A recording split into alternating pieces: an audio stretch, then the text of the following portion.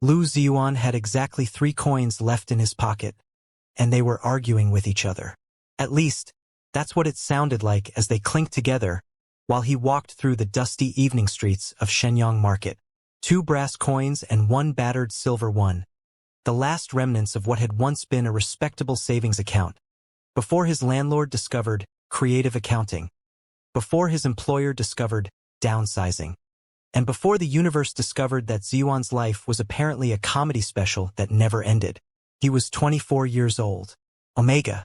Reasonably attractive in the right lighting, specifically total darkness. He had soft features, a delicate jaw, and dark eyes that always looked slightly startled, as if life had been sneaking up on him since birth and he'd never quite recovered. His best friend, Feng Rui, walked beside him, eating a skewer of something that smelled aggressively like regret. "You look pathetic," Feng Rui observed. "Thank you. I've been practicing." "Where are we going?" "To buy bread." "With 3 coins? You can buy the smell of bread." "Maybe." Zhiyuan sighed. Feng Rui wasn't wrong. 3 coins wouldn't buy a proper meal. 3 coins wouldn't cover rent. 3 coins wouldn't even get him a decent pair of replacement shoes. His current ones had developed a personality. The left one squeaked, and the right one had given up on the concept of a soul entirely. But 3 coins could buy a small loaf from Old Lady Chen's bakery, if he smiled nicely enough. Old Lady Chen had a weakness for omegas with sad eyes, and Zhiyuan's eyes were currently the saddest things in a 5-mile radius. They turned the corner onto Auction Street. Zhiyuan stopped. "What?" Feng Rui asked, his mouth full. The auction house, Chenlan Emporium, was lit up like a festival.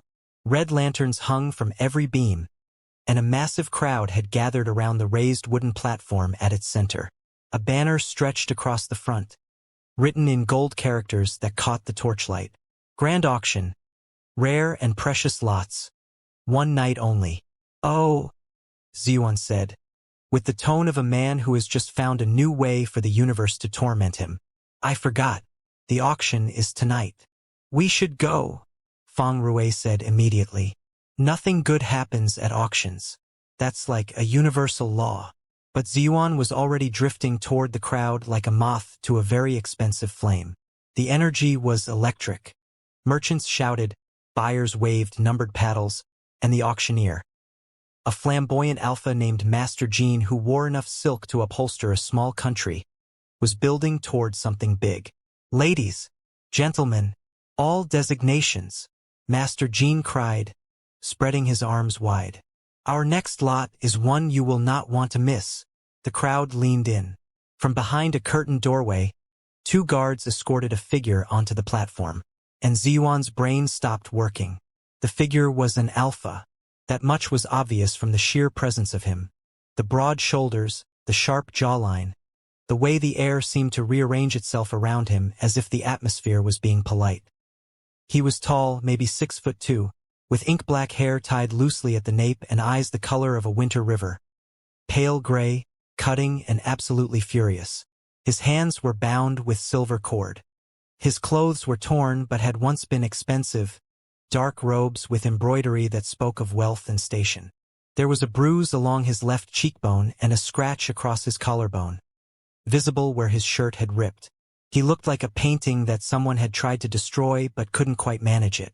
"Lot 47, Master Jean announced. "A captured alpha of exceptional quality. Young, healthy, strong. Look at those shoulders. Perfect for manual labor, security, or companionship." He winked suggestively. The alpha's jaw tightened. His gray eyes swept the crowd with the quiet menace of a thunderstorm considering its options. "Starting bid," Master Jean declared. 50 gold coins. The crowd erupted in murmurs. 50 gold coins was a fortune. That was 3 months' wages for a skilled tradesman. That was rent for a year in the nice part of the city. 60, someone shouted. 70, 80. Zhiyuan watched, frozen. His 3 coins sat in his pocket like 3 tiny, useless jokes. There was something about the alpha on the platform. Something in the way he held himself, proud and defiant even while bound. Something in the way his gaze swept the crowd and found nothing worth acknowledging. something that made Zhiyuan's chest ache in a way he couldn't explain. "Feng Rue," he said quietly. "No, I haven't." "The answer is no. Whatever you're thinking." "No," said anything yet. "And yet I already know it's insane. Let's go buy bread." 100 gold. The bidding climbed. 110.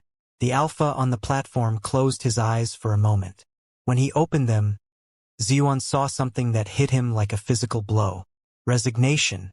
This proud, furious, magnificent alpha was giving up. 120. Going once. Zhiyuan's feet were moving before his brain could file a complaint. 200 gold, he shouted. The entire auction house went silent.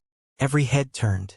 Every eye found the small, slightly disheveled Omega standing at the back of the crowd in worn-out shoes, clutching 3 coins in his pocket and wearing an expression of absolute, unhinged determination. Feng Rue made a sound like a tea kettle dying. Master Jean blinked. "I'm sorry, young man. Did you say 200 gold?" "Yes," Zhiyuan said, with a confidence he did not possess. 200 gold coins. "And your paddle number is?" "I don't have a paddle." "Then how do you intend to?" "I'll pay. I just need everyone to stop bidding and I'll pay." A ripple of laughter moved through the crowd. The alpha on the platform had opened his eyes and was staring directly at Zhiyuan with an expression of pure, bewildered incredulity. 210, said a portly merchant in the front row, recovering from his amusement. Zhiyuan's heart was hammering. His palms were sweating. His 3 coins were probably sweating too. 300, he yelled. The crowd gasped. "Are you insane?" Feng Rue hissed from behind him, materializing at his elbow like a very anxious ghost. "You have 3 coins. 3 coins. 300 gold." Master Jean repeated, his eyes lighting up. "Going once. Going twice. 310. The merchant tried. 400. Zhiyuan screamed, because apparently his mouth had developed a death wish and his vocal cords were in on it. The merchant faltered. He looked at Zhiyuan, this wild-eyed, shoe-squeaking Omega with no paddle and no visible means of financial support, and did the math. If this crazy person was willing to throw around 400 gold like it was pocket change, maybe he was someone. Maybe he was the heir to some fortune. Maybe he was secretly wealthy and eccentric. He was not. He was broke and insane. But the merchant didn't know that. 400 gold. Master Jean was practically vibrating. Going once. Going twice. Sold. The gavel cracked down like thunder. Zhiyuan stood very still. The crowd applauded politely. Feng Rue had stopped breathing. From the platform, the alpha stared at Zhiyuan with an expression that could have been carved from stone, except for his eyes, which burned with something between fury, confusion, and the dawning horror of his new reality. "Congratulations, sir." Master Jean beamed. "Please proceed to the payment office to complete your transaction." Zhiyuan nodded. He walked forward.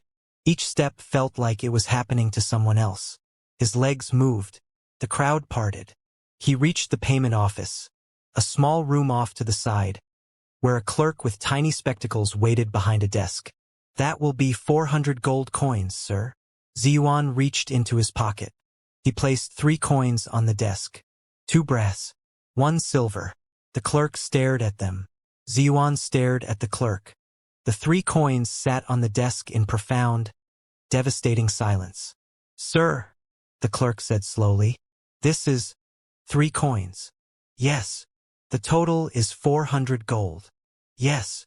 "And you have 3 coins. 2 brass and 1 silver to be precise." The clerk opened his mouth, closed it, opened it again. Are you joking? Do I look like I'm joking?" He looked, in fact, like a man who had driven his entire life to the edge of a cliff and was now taking a nice, leisurely walk off it. What happened next would go down in the history of Shenyang Market as the incident. Master Jean was summoned. Then the head auctioneer was summoned. Then the owner of Chunlan Emporium, a terrifying alpha woman named Madame Zhao, was summoned. She arrived in a cloud of jasmine perfume and barely contained violence. "Explain," she said. The clerk explained. Madame Zhao turned to Zhiyuan. Her eyes were the color of expensive amber and about as warm as a glacier. You bid 400 gold, she said. You have 3 coins.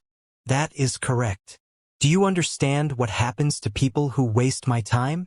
I have a proposal, Zhiyuan said. He did not have a proposal. His mind was blank. But his mouth, that traitorous, fearless, idiotic mouth, kept talking. The alpha. He's worth more than 400 gold. You know it, I know it. Those torn clothes hide quality. His bearing alone screams noble blood. I'd bet my life he's worth at least 2,000 gold on the right market. Madame Zhao's eyes narrowed. And I can get you that money.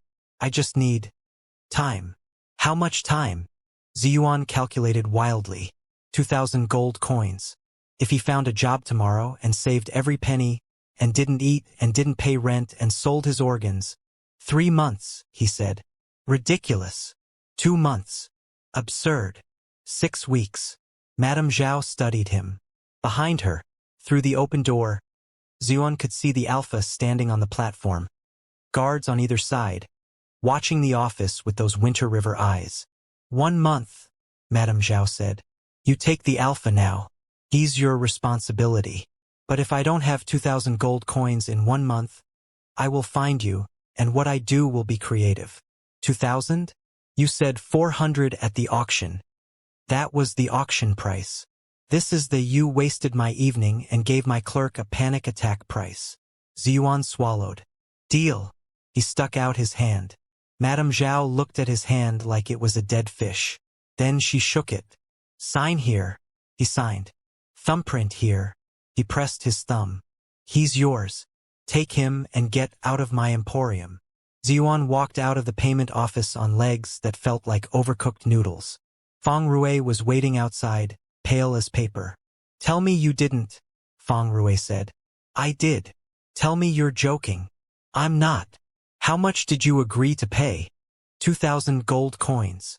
Feng Rui sat down on the ground, right there in the dirt, and put his head in his hands. We're going to die. We're actually going to die. You think Madame Zhao won't come for your friends? We're all going to die. Zhiyuan patted him on the shoulder, then walked to the platform. The guards untied the alpha's hands. The silver cord fell away. The alpha rubbed his wrists. They were raw and red, and looked down at Zhiyuan from his superior height. Up close, he was even more devastating. The bruise on his cheekbone was darker than it had looked from a distance. There was a small scar at the edge of his left eyebrow. His eyes were so pale they were almost silver.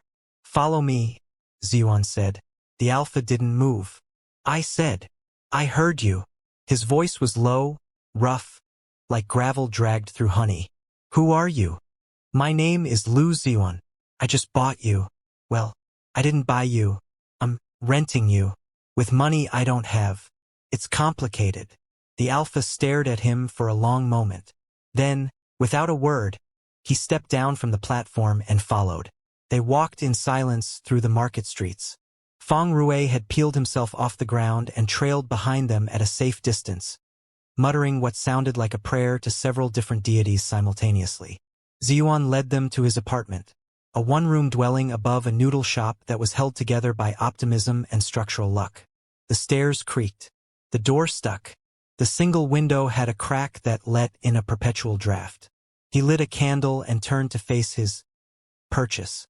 The alpha looked around the room. His expression was unreadable, but his left eye twitched slightly, which Zhiyuan interpreted as horror. Sit wherever you like, Zhiyuan said. Options include the bed or the floor. The alpha sat on the bed. It groaned in protest. What's your name? Zhiyuan asked. Silence. Look, I know this is weird, for both of us, but I literally spent everything I have, which is admittedly not much, and signed a contract that will probably get me killed. So the least you can do is tell me your name. The alpha's jaw worked. Something complicated happened behind his eyes. Shin Wei-jun, he said finally. Shin Wei-jun, Zhiyuan repeated, testing the syllables. They tasted expensive. Okay, Shin Wei-jun. Here's the situation. I have 1 month to come up with 2,000 gold coins. I have no job, no savings, no prospects, and no plan. My shoes are disintegrating. My best friend thinks we're going to die. And I just... He stopped. Shin Wei-jun was looking at him. Really looking at him. Not with the contempt or confusion he expected, but with something raw and unguarded that Zhiyuan couldn't name. Why? Wei-jun asked quietly. Why what? Why did you do it? You had 3 coins. You couldn't afford bread. Why did you bid? Zhiyuan opened his mouth. Closed it. The honest answer sat in his chest like a stone, heavy and terrifying. Because you looked like you'd given up. Because you were standing there with your hands bound and your pride intact and your eyes so angry and so beautiful that something in my chest broke. Because the world is cruel and I am broke and sometimes those are the same thing. And I couldn't let it win. Not tonight. Not over you. You looked like you needed saving, Zhiyuan said simply. Something shifted in Shin Wei-jun's expression. The hard lines around his mouth softened, just slightly. The winter in his eyes thawed by one single, almost imperceptible degree. Then he said, "That's the stupidest thing I've ever heard." "Yeah," Zhiyuan agreed, sitting down on the floor because the bed was a 2-person maximum, and he had a feeling Wei-jun wasn't the sharing type. "It really is." The next morning, Zhiyuan woke to the sound of someone cooking. He was on the floor, wrapped in a thin blanket, with a crick in his neck and a profound sense of disorientation. The smell of congee drifted through the small apartment. Real congee with ginger and scallions, not the watery sadness he usually made. He sat up. Shin Wei-jun was standing at his tiny stove, sleeves rolled up, stirring a pot with the focused intensity of a man defusing a bomb. He'd found the one clean shirt Zhiyuan owned. It was tight across his shoulders, straining heroically at the seams. "You can cook?" Zhiyuan said, incredulous. "You can sleep on floors without dying?" Wei-jun countered. "I've had practice." They ate in silence. The congee was infuriatingly delicious. Zhiyuan ate 3 bowls and tried not to think about the fact that this was probably the last good meal he'd have for a month. "We need a plan," he said. "You need 2,000 gold coins," Wei-jun corrected. "I need to figure out who sold me to those slavers, hunt them down, and make them deeply regret their life choices. Our needs don't overlap." "Okay. But while you're plotting revenge, could you maybe also help me not die? Since you're the reason I'm in debt." "I'm the reason? You bid on me. I didn't ask. You were giving up. I saw your face. I was not giving up. I was calculating escape routes. You were standing perfectly still with your eyes closed. I was meditating." They glared at each other across the tiny table. The congee trembled in its bowls. Then Wei-jun's stomach growled. A long, dramatic rumble that seemed to go on for approximately 45 seconds. Zhiyuan bit his lip to keep from laughing. Wei-jun's ears turned pink. "The food those slavers gave me was inadequate." Zhiyuan pushed his 3rd bowl across the table. "Here. I don't need. Your stomach just performed a symphony. Eat." Wei-jun ate. His ears stayed pink the entire time. By noon, they had, through a process that was less planning, and more 2 desperate people throwing ideas at a wall, developed what Zhiyuan generously called a business plan. It went as follows. Get jobs. Both of them. Immediately. Sell things. Neither of them had anything to sell. Make things and sell those. Wei-jun could cook. Zhiyuan could exist. Enthusiastically. Find treasure. Unlikely but not technically impossible. Pray. Free and required no capital. "This is the worst business plan I've ever seen," Wei-jun said. "You've seen other business plans? I once reviewed a proposal to build a canal through a mountain. It was more realistic than this." Zhiyuan chewed his lip. "Okay, let's focus on number 1. We both get jobs. We save everything. We pay Madame Zhao. In 1 month, 2,000 gold. Yes, that would require earning approximately 67 gold per day. The average daily wage for a laborer is 3 to 5 gold. Zhiyuan put his head on the table. "We'd need to be earning the equivalent of skilled merchants or master craftsmen," Wei-jun continued. apparently determined to make this worse. Or find a patron. Or, he stopped. Or what? Wei Juan's eyes had gone distant. Or gamble. Gambling is how people end up in ditches. Not gambling. Investing. He leaned forward. The fighting ring. Zhiyuan went pale. No, absolutely not.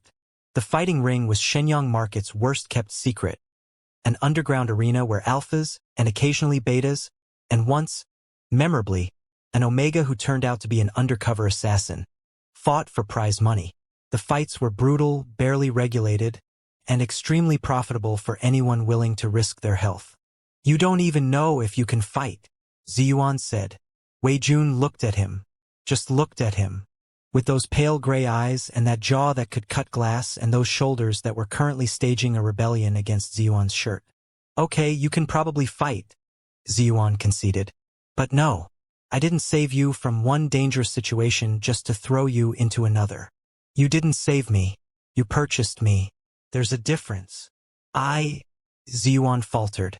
That stung more than he expected. Fine. Purchased you.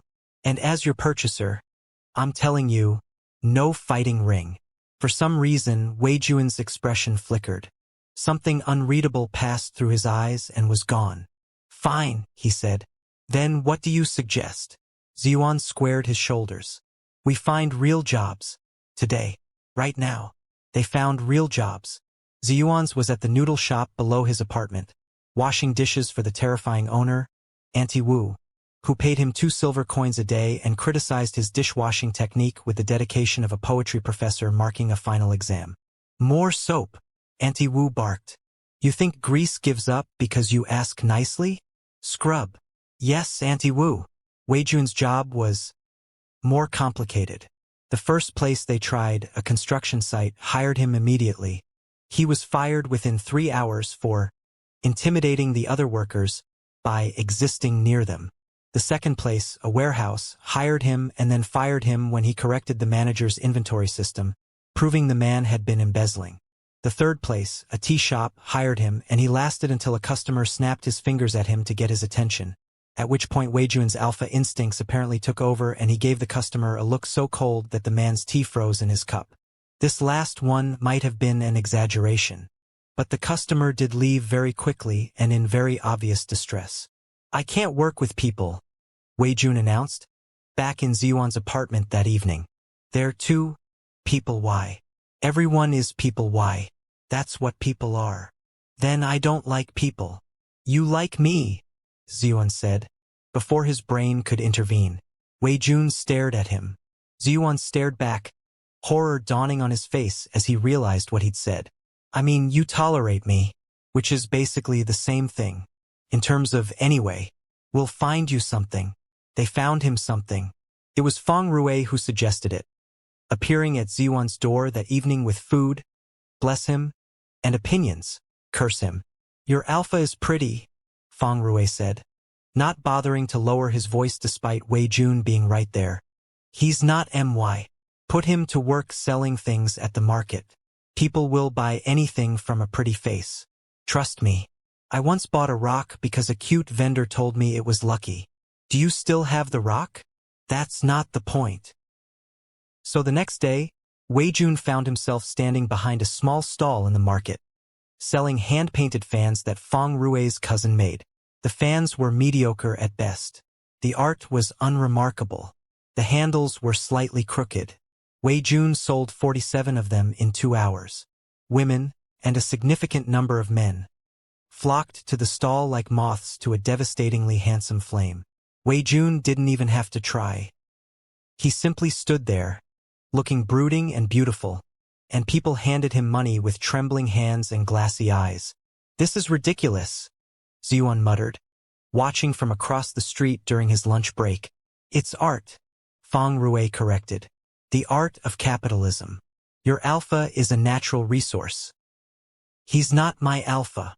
Zhiyuan, you literally own him. The words landed like stones in still water. Zhiyuan's smile faded. That's not. I don't think of it like that. Feng Rui softened. I know. I'm sorry.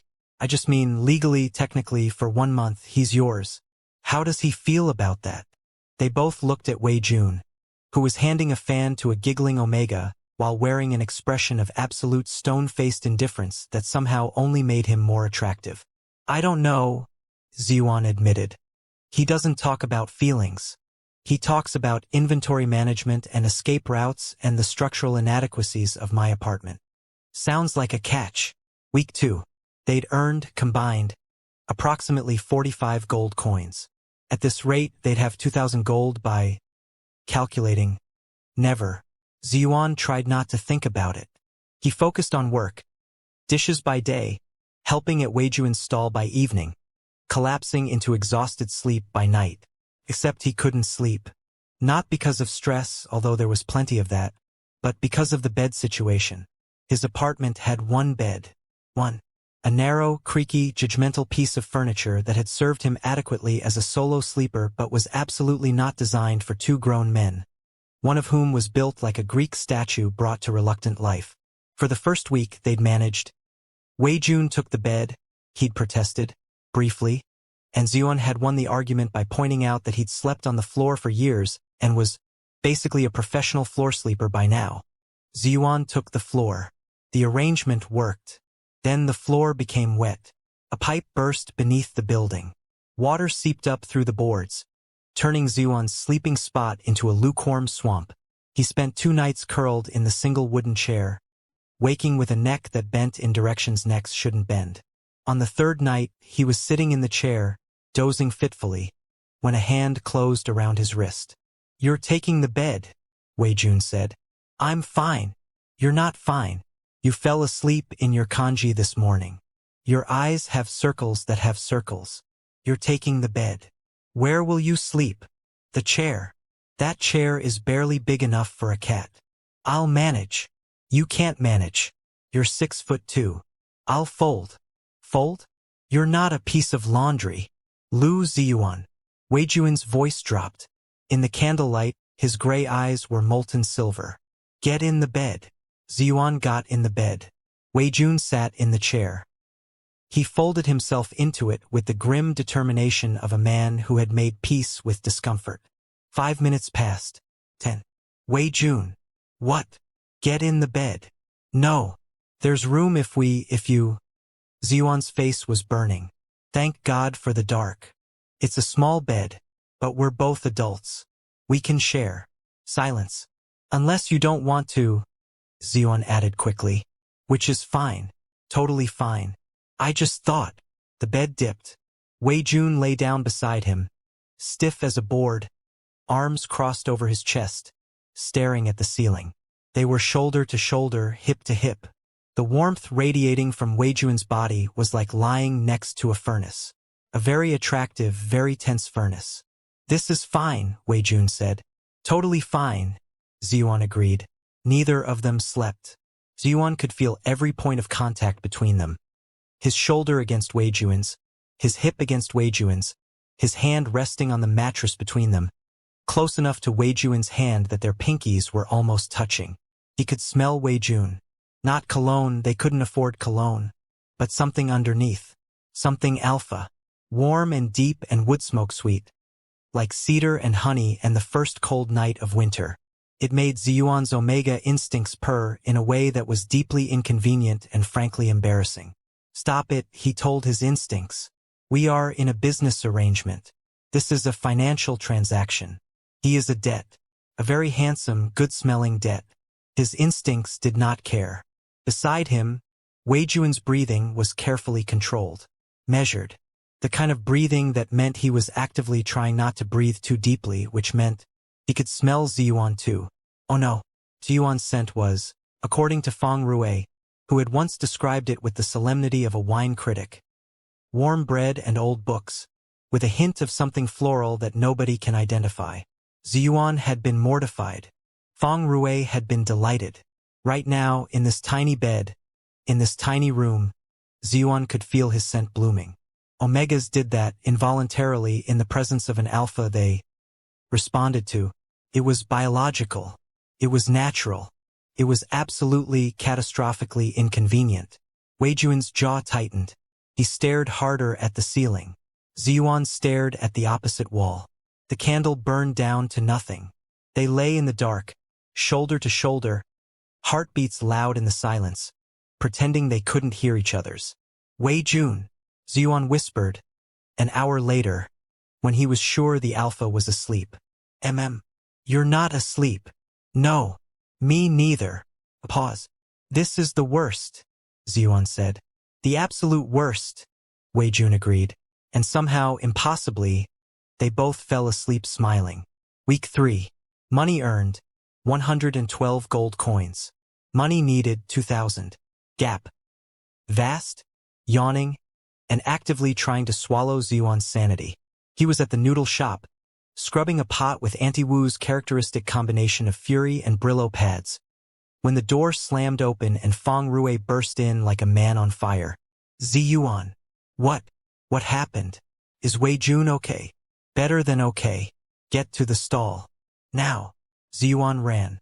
He found Wei Jun standing behind the fan stall, but the crowd around him wasn't buying fans.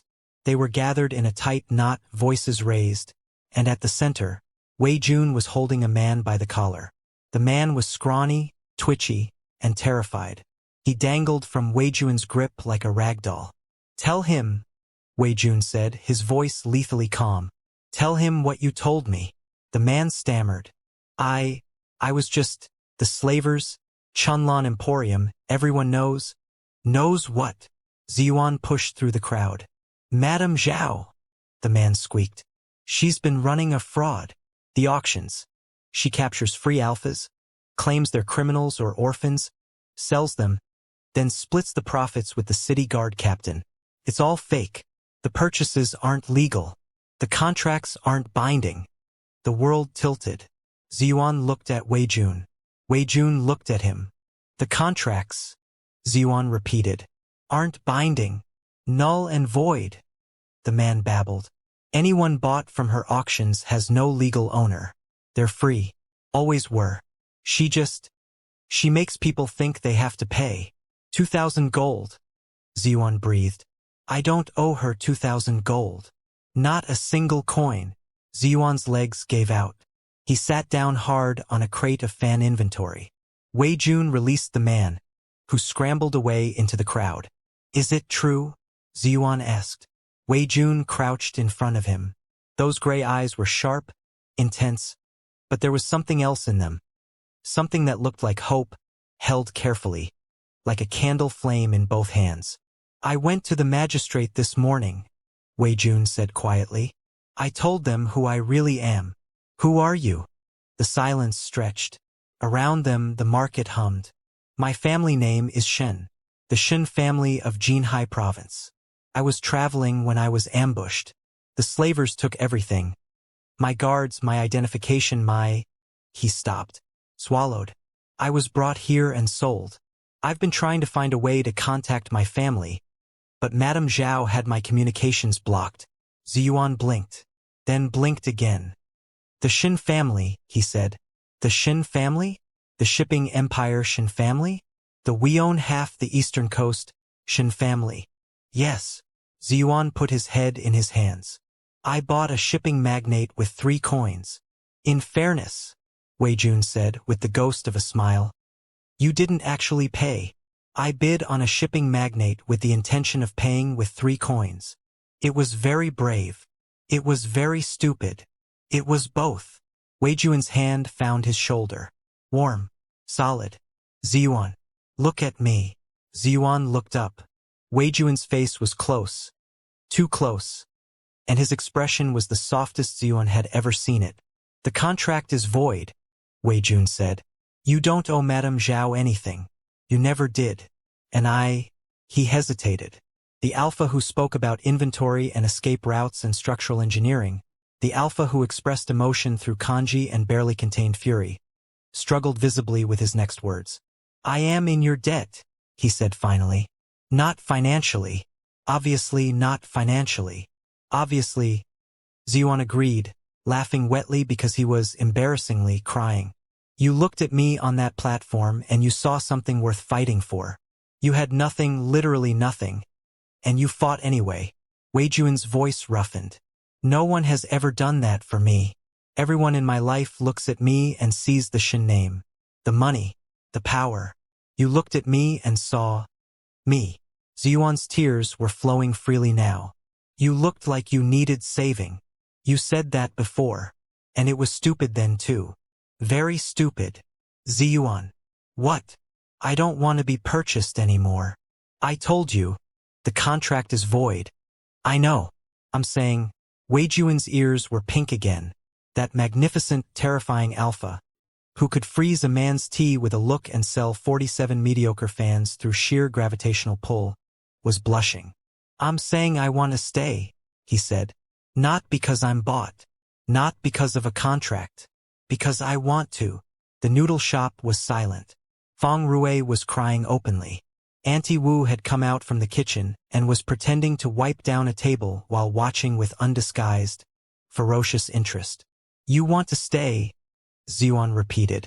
In my apartment, that has one bed and a broken pipe and walls made of hope. Yes. With me, the Omega who bought you with 3 coins and a lie. With you, Wei Jun confirmed. The Omega who saved my life. Zhiyuan launched himself off the crate and into Wei Jun's arms with the grace of a startled cat and the enthusiasm of a golden retriever. Wei Jun caught him, of course he did, and held him, and for the first time in Zhiyuan's entire ridiculous, exhausting, beautiful life, he felt like he was exactly where he was supposed to be. Behind them, Feng Rui sobbed loudly. I told you he was pretty. I told you. Auntie Wu threw a towel at him. Stop crying in my restaurant. The fallout was spectacular. Madame Zhao was arrested within the week, along with the corrupt guard captain and half of her staff. The city magistrate, it turned out, had been building a case for months and had just needed someone to blow the whole thing open. That someone turned out to be a twitchy market informant who owed Wei Jun money for a fan. The freed alphas, there were dozens, were reunited with their families. Wei Jun's family arrived from Jinhai province in a procession of carriages that blocked traffic for 3 hours and included a personal physician, a legal team, and Wei Jun's mother, a terrifyingly elegant Omega woman who took one look at Zhiyuan and burst into tears. You're the one, she said, grabbing Zhiyuan's hands. You're the one who saved my son. Ma'am, I really just... Call me Auntie Shun. No, call me Mother. No, that's too fast. Auntie Shun. For now. Wei Jun stood behind his mother, wearing an expression of long-suffering affection. Ma, let go of him. He can't breathe. Of course he can breathe. Look at him. He's beautiful, and small, and brave. Where are you living? That noodle shop? Absolutely not. You're moving to our guest house. Wei Jun and I are. Together. Yes, I know. A mother knows. Ma. What followed was 3 days of chaos. Wei Jun's family moved them both to the Shin family's townhouse in the city. A sprawling, gorgeous building with actual walls that didn't breathe, pipes that didn't burst, and more than one bed. Although, technically, they only used one. That first night in the guest house, which was bigger than Zhiyuan's entire former apartment, they stood on opposite sides of an enormous bed and looked at each other. This is... a lot, Zhiyuan said. Are you uncomfortable? No. Yes. A little. This is your world. Your family. Your... He gestured vaguely at the silk curtains and polished wood and the fact that the bathroom was bigger than Auntie Wu's kitchen. I'm a broke Omega with squeaky shoes. Your shoes are fine. I left them at the old apartment. Good. They were plotting against you. Zhiyuan laughed. Then the laugh turned into something quieter. Wei Jun, are you sure? About me? About this? I'm not like the people in your world. Wei Jun crossed the distance between them. He took Zhiyuan's face in both hands, his palms warm, his grip gentle, and tilted it up. You are the most extraordinary person I have ever met, he said. You are ridiculous and brave and kind, and you have absolutely no sense of self-preservation, which is both terrifying and deeply attractive. You bid 400 gold with 3 coins. You slept on a wet floor for my sake. You... His voice cracked, just slightly. You looked at me when no one else would. I had terrible lighting, Zhiyuan whispered, and no money. My standards were very low. My standards, Wei Jun said. are impossibly high, and you exceed every single one. Then he kissed him. It was soft at first, tentative, questioning, as if Wei Jun was asking permission with his lips. Zhiyuan answered by rising on his toes, winding his arms around Wei Jun's neck, and kissing him back with everything he had. The kiss deepened. Wei Jun's arms wrapped around his waist, pulling him close, and Zhiyuan melted into it. Into him, like he'd been cold his whole life and had finally found warmth. When they broke apart, Zhiyuan was breathless and flushed and grinning so hard his face hurt. "Okay," he said. "I'm sure too." 1 month later, Zhiyuan stood in the kitchen of the Shintown house, burning toast. This was remarkable for several reasons. First, the kitchen had a state-of-the-art stove that practically cooked for you, and Zhiyuan had still managed to set something on fire. Second, he was wearing one of Wei Jun's shirts, which was 3 sizes too large and hung off one shoulder in a way that Feng Rui had described as aggressively romantic. Third, he was happy, not the desperate, scrabbling, teeth-clenched happiness of survival. Real happiness, the kind that settled in your chest like a warm stone and stayed there. "You're burning those on purpose," Wei Jun said, appearing in the doorway. He was dressed for a meeting, dark robes, hair neat, looking devastatingly put together. He walked over, took the toast from Zhiyuan, and assessed the damage. "These are charcoal. I'm diversifying our carbon portfolio." "That's not a thing." "It could be a thing. You don't know." Wei Jun set down the toast and wrapped his arms around Zhiyuan from behind, resting his chin on top of his head. Zhiyuan leaned back into him with a contented sigh. "What's your schedule today?" Zhiyuan asked. "Meeting with the shipping guild, reviewing the new contracts, arguing with my father about the southern route." "Sounds riveting. It's soul-crushing. Come with me."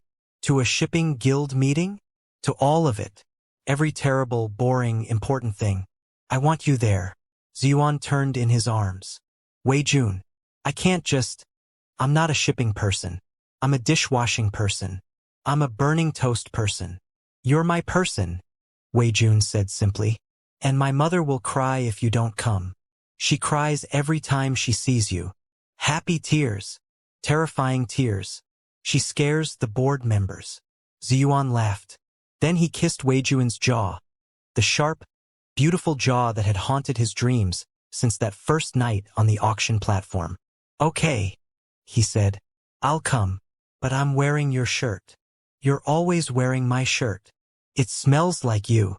Wei Jun's ears went pink. Even now, after everything, the kisses, the confessions, the late-night whispered conversations in that enormous bed, Wei Jun still blushed when Zhiyuan said things like that. It was, Zhiyuan decided, one of his favorite things in the entire world. Feng Rui arrived for breakfast as he did every morning, because boundaries were a concept Feng Rui had heard of but never personally experienced. "You two are disgusting," he announced, sitting down and helping himself to the non-burned toast. "Honestly, it's like living inside a romance novel." "You don't live here," Wei Jun pointed out. "I'm emotionally invested. That counts." Zhiyuan sat down across from his best friend, his alpha beside him, the morning sun streaming through windows that didn't have cracks in them, and thought about how strange and wonderful life was. 3 coins. 3 coins and a moment of madness had led him here, to this table, this house, this life, this man. It wasn't the money that had saved anyone. It wasn't the contract or the auction or the courage or stupidity. The debate was ongoing. It was the simple, terrifying act of looking at someone in their worst moment and saying, "I see you. You're worth it. Hold on." "Zhiyuan." Wei Jun's voice pulled him from his thoughts. You're crying again." "I'm not crying. I'm having emotions. There's a difference." "There really isn't. There is. Crying is when liquid falls from your eyes. Emotions are when your face is wet. That's condensation." Wei Jun cupped his face and wiped his tears with his thumbs, gentle as anything. "Ridiculous," he murmured. "Absolutely ridiculous."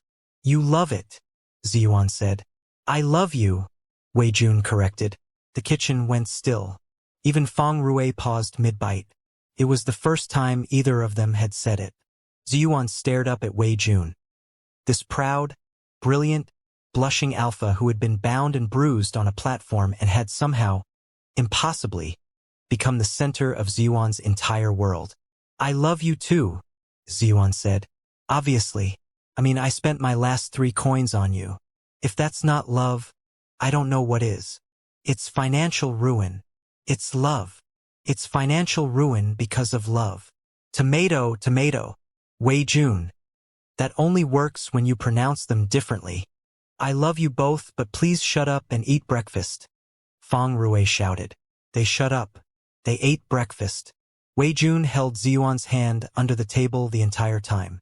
And Zhiyuan thought, this right here, this is what those 3 coins bought. Not an alpha, not a debt, not a bargain. A beginning. Epilogue. 6 months later. The Shin family townhouse hosted a small gathering, family, close friends, and Auntie Wu, who had been personally invited by Wei Jun after he'd declared her noodles acceptable, which, from him, was practically a marriage proposal. Zhiyuan stood in the garden, wearing a robe that cost more than his old apartment, and looked at the stars. Here, he turned. Wei Jun held out his hand. In his palm sat 3 coins, 2 brass, 1 silver. Zhiyuan's breath caught. Where did you? I went back to your old apartment. Found them in the floor crack. The one that was always wet. You kept them? Of course I kept them. Wei Jun pressed them into Zhiyuan's hand and closed his fingers around them. These are the most valuable things I've ever owned. They're worth basically nothing. They're worth everything. Wei Jun leaned down and pressed a kiss to Zhiyuan's forehead. They're the reason I'm here. Zhiyuan looked down at the coins in his palm. Battered, tarnished, worth less than a loaf of bread, and worth more than the world. He tucked them into his pocket, the same pocket they'd been in that fateful night, and took his alpha's hand. Come on, he said.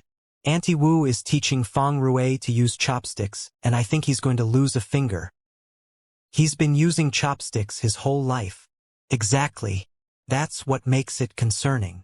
They walked back inside together, hand in hand, into the warmth and noise and beautiful, chaotic mess of the life they'd built from nothing.